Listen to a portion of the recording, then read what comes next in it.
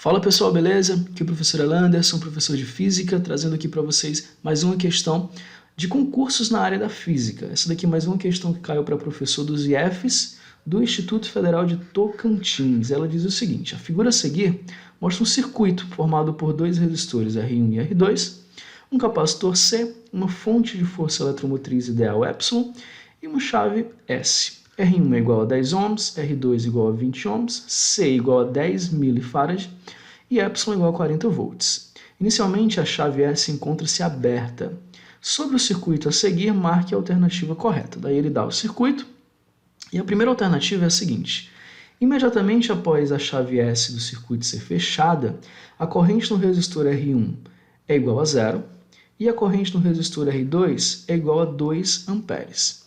E, decorrido um longo período de tempo, olha só, com a chave S fechada, a carga do capacitor será de 133,3 milicoulomb. Bom, vamos considerar aqui, olha só, vamos ver se estão certos esses valores. Ele fala que imediatamente a chave ser fechada. Imediatamente após a chave ser fechada, esse capacitor ainda está descarregado. E dessa forma ele vai funcionar como um fio sem nenhuma resistência, um fio liso, ou então um fio aqui de curto-circuito, veja só. De tal maneira que a corrente elétrica, após a chave ser fechada, quando ela vier aqui da bateria e chegar a esse nó aqui, veja só, ela vai passar diretamente por esse fio que não tem resistência, ela não vai pelo outro lado, ela não passa por R1.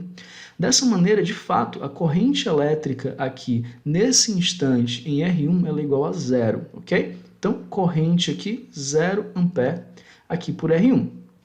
E a corrente no resistor R2? Bem, para eu achar a corrente nesse resistor R2, eu vou fazer I igual a força eletromotriz é 40 volts, dividido pela resistência R2. A resistência R2 está aqui, ó, 20 ohms. Resistência R2, 20 ohms. Então, a gente pode escrever, ó, 40 dividido para 20 ohms. Isso aqui vai ser igual a 2 amperes. Então, de fato, a corrente elétrica que passa no resistor R2 é igual a 2 amperes. A corrente elétrica que passa no resistor R1 é igual a zero, ok?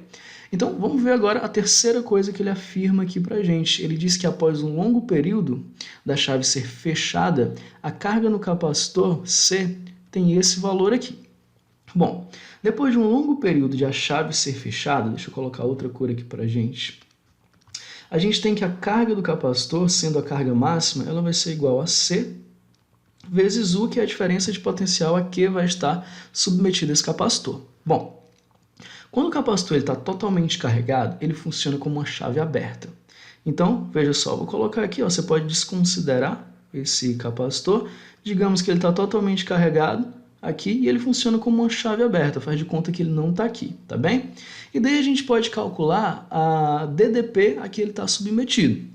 Vamos pensar aqui comigo. A gente sabe que depois de um longo período, a corrente já vai ser outra. A corrente no final desse longo período já vai ser outra, não vai ser esse 2 aqui não. Vamos calcular essa corrente. Veja só.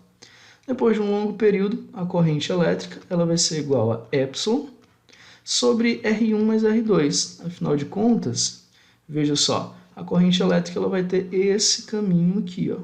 Esse caminho aqui, ok? Então, R1 é igual a 10 e R2 é igual a 20, de tal maneira que a gente vai poder escrever a corrente elétrica após um longo período de tempo como 40 volts dividido por 30 ohms. Cancela esse zero com esse zero, 4/3 de ampere. Pronto. Então, a gente tem aqui a corrente elétrica depois de um longo período de tempo. Por que a gente calcula essa corrente elétrica? Porque de posse dela, a gente pode calcular a diferença de potencial aqui está submetido esse capacitor no final. Vamos fazer isso, então. Veja só. Eu vou chamar esse aqui de 0 volts, esse ponto, ok? Chamei ele aqui de 0 volts.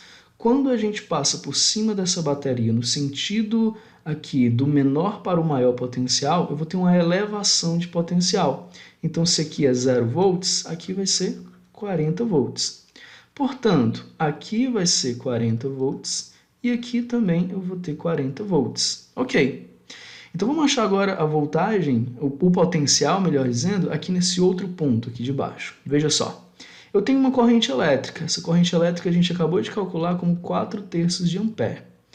Então, esses 40 volts vai ter uma diminuição desse potencial quando eu passo por cima desse resistor no sentido da corrente. O potencial aqui ele vai ser igual a 40 menos 4/3 vezes R1, que é 10. Então, eu vou ter aqui, veja só, eu vou ficar com 40 menos 40 sobre 3, que vai ser igual a 80 sobre 3 volts. Então, eu tenho o valor aqui do potencial nesse ponto, que vai ser igual ao potencial, veja só, bem aqui assim. Então, eu vou ter 80/3 de volt. Já tenho a diferença de potencial, veja só. Vamos escrevê-lo aqui. Essa diferença de potencial, U, vai ser igual, olha só, 40 menos 80 sobre 3. Então, isso aqui vai ser igual a 120 menos 80 sobre 3. Nossa diferença de potencial vai ser quanto? 40/3 de volt. Então, temos aqui a diferença de potencial, aqui vai estar submetido a esse capacitor, e a gente pode calcular finalmente a carga dele. Veja só, colocando aqui, ó, carga do capacitor vai ser igual. Quanto é a capacitância dele? É igual a 10 milifarad. Então, vamos botar aqui, 10 milifarad. Vezes a diferença de potencial, que a gente acabou de calcular, 40/3 de volt, olha só, 40/3 de volt. E quando a gente faz essa conta aqui, a gente vai chegar à conclusão de que a nossa carga máxima no final aqui vai ser 400/3 de milicoulomb. 400/3 eu posso escrever isso como 133,3 milicoulombs.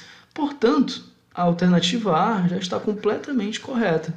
A gente calcula dessa forma a carga final do capacitor, a carga máxima dele. A gente calculou a corrente no resistor R2 igual a 2. A gente calculou a corrente no resistor R1 inicialmente igual a 0. Ok? Essas correntes aqui no início, no resistor R1 e no resistor R2. E, portanto, a gente tem que a nossa alternativa correta, de fato, é a alternativa A nessa questão. Todas as outras trazem outros valores aqui que não esses. Bem, pessoal, assim a gente finaliza. Se esse vídeo te ajudou de alguma forma nos seus estudos, na sua preparação para concursos, não esquece de curtir, de comentar e de compartilhar para cada vez mais outros estudantes possam ter acesso a esses vídeos aqui. Valeu, tchau, tchau!